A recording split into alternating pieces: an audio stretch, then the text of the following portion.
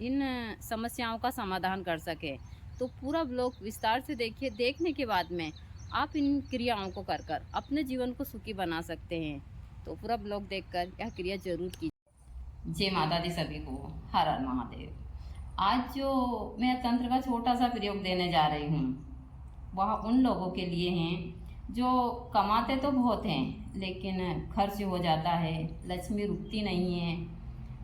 तो यह प्रयोग कर कर जरूर देखिए। आपने हमेशा देखा होगा कि हमारे शास्त्रों में बताया जाता है कि महिला घर की लक्ष्मी होती है, और यह एक हद तक सत्य भी है, क्योंकि यदि महिला घर में सही से पैसे का खर्च करेगी, सारा हिसाब किताब रखेगी, तो घर में कभी पैसों की कमी नहीं आती है। जिस घर में महिला खुले हाथ की होती है वहाँ पुरुष को हमेशा पैसा मांगना पड़ता है। यह 100% सत्य बात है। इसलिए महिलाओं का जिम्मेदारी होती है घर की। दूसरे बहुत सारे पुरुष है जो महिलाओं के हाथ में पैसे नहीं देते, वह गलत है। और आजकल तो सबके अकाउंट में पेटीएम वगैरह चलते हैं, तो घर में कोई पैसे नहीं रखता है। लेकिन यह प्रयोग कर कर जरूर देखिए। यदि किसी पुरुष के हाथ में पैसे नहीं रहते हैं और वह काफ़ी कमाने के बाद भी धन को नहीं रोक पाते हैं, तो यह प्रयोग कर कर जरूर देखिए। आप शुक्रवार के दिन अपने घर की महिला को चांदी की बाजने वाली पायल गिफ्ट में दीजिए।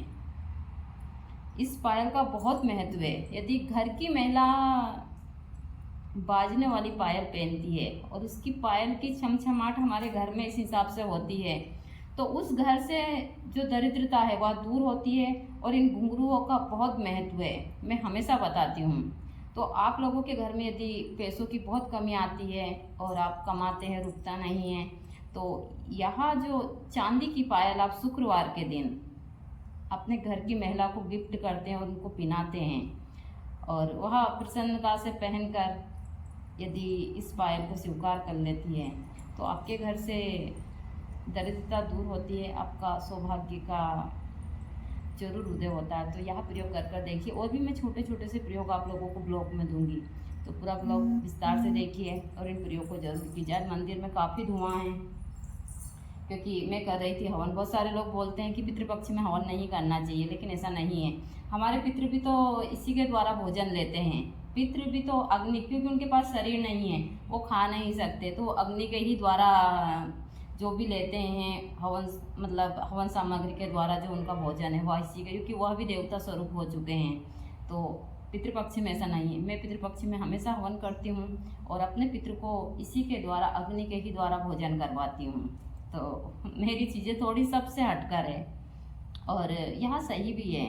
तो बहुत सारे लोग इन चीज़ों को नहीं बताते। बहुत सारे लोग जैसे कि जो घूमने बैठक करने वाले होते हैं, या 16 दिन बैठक नहीं करते, क्योंकि जो बैठक करने वाले लोग हैं उनके शरीर में पितृ ही तो आते हैं। बहुत सारी चीज़ें हैं जो मैं आगे भी आप लोगों को बताऊंगी। काफ़ी धुआं है। अब मुझे आप लोगों को आगे भी और कुछ जानकारी दूँगा, पूरा ब्लॉग विस्तार से देखिए। यदि आपने इस अनुष्ठान को श्रद्धापूर्वक नवरात्रि में कर लिया, तो माँ की कृपा से आपके हर एक कार्य सरलता से हो जाएंगे। आपके जीवन में कितनी भी कठिनाइयाँ क्यों ना हो, वह भी ठीक हो जाएगी। मैं हमेशा बताती हूँ। देखिए, मैं बहुत सारी परेशानियों से गुजरा हूँ, ऐसा नहीं है। मैंने गुरुजी के जाने के बाद में जो चीज़ें देखी है वो बहुत करीब से देखी, अपने पराए सारी चीज़ें। लेकिन भगवती का आशीर्वाद मेरे ऊपर था, तो आज मैं आप लोगों को यह सारी चीज़ें दे रही हूँ। मेरा परिवार अच्छे से चल रहा है, मुझे किसी चीज़ की कमी नहीं है।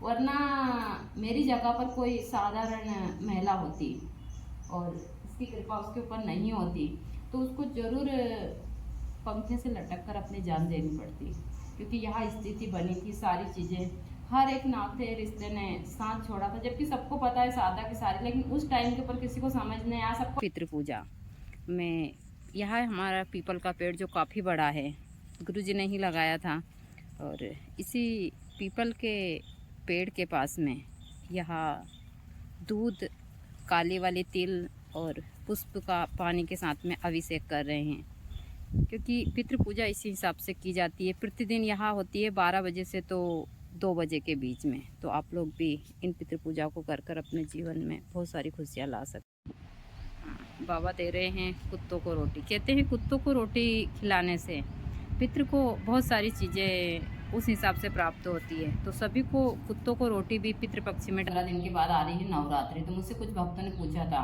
कि माता जी हमें माँ काली का कुछ ऐसा मंत्र दीजिए हम जिससे माँ काली को प्रसन्न कर कर और अपने घर में उनकी कृपा प्राप्त कर सके। तो इस मंत्र को महिला और पुरुष दोनों कर सकते हैं। इस मंत्र में इतना पावर, यदि अपने सही तरीके से और सच्चे मन से श्रद्धापूर्वक भवानी के सामने या अनुष्ठान नवरात्रि में कम रात्रि के समय ज़्यादा नहीं तो आप इस मंत्र की 108 आहुति दीजिए और प्रतिदिन रात्रि के समय और सुबह भी यह कार्य कर सकते हैं। यदि आपने पूरे नवरात्रि में श्रद्धापूर्वक माँ की साधारण पूजा करते हुए इस मंत्र को कर लिया तो आपका भाग्य उदय हो जाएगा। तो मंत्र मैं आप लोगों को उच्चारण करते हूँ क्योंकि मैं खुद भी हवन कर रही हूँ तो मैं बता देती हूँ। मंत्र आप इस प्रकार है और आप हवन सामग्री में काली तिल, काली राई भी ले सकते हैं। इसके साथ में आप लाल वाली कनेर के पुष्प भी ले सकते हैं। वह घी, लाल कनेर के पुष्प, काली राई और काले तिल के साथ में यदि यह अनुष्ठान करते तो यह काफ़ी प्रभावशाली होता है।